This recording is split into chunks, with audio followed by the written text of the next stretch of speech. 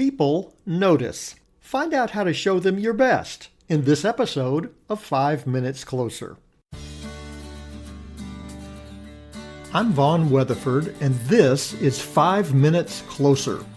For the next 5 minutes, let's explore some biblical truths and apply them to your life. No podcast, including this one, can transform your life or give you what you really need. Only Jesus can do that. You can find out why in what I've called the first five episodes of 5 Minutes Closer. Each following episode explores scriptural truths that, if you follow them, will bring you 5 minutes closer to the person God created you to be. Let's see if we can get you 5 minutes closer.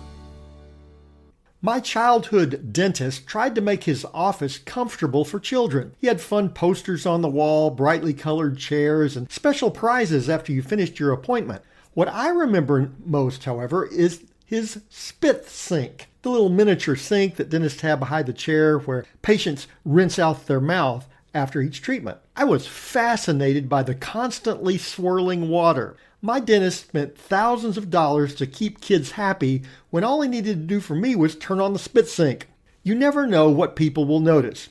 As believers, we need to realize that the world is watching us.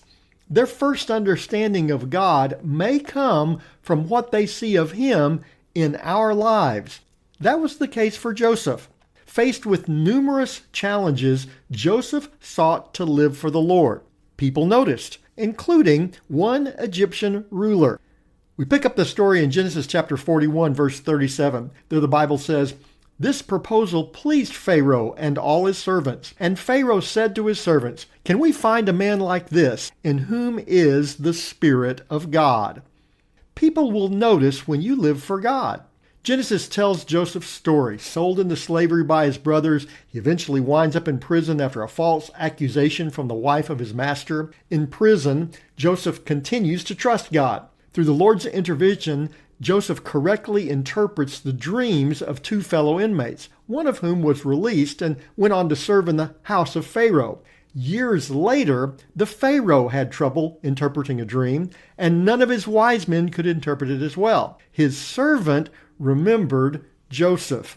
The Pharaoh brought Joseph to his court, and God interpreted the dream through Joseph. A dream meaning that Egypt would have 7 fruitful years, followed by 7 years of famine. Joseph explained that the Pharaoh could use the 7 fruitful years to prepare for the years of famine by storing up grain.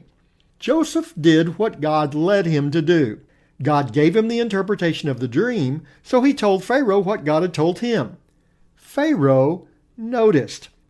In verse 39, the Bible says, "Then the Pharaoh said to Joseph, 'Since God has shown you all this, there is none so discerning and wise as you. You shall be over my house, and all my people shall order themselves as you command.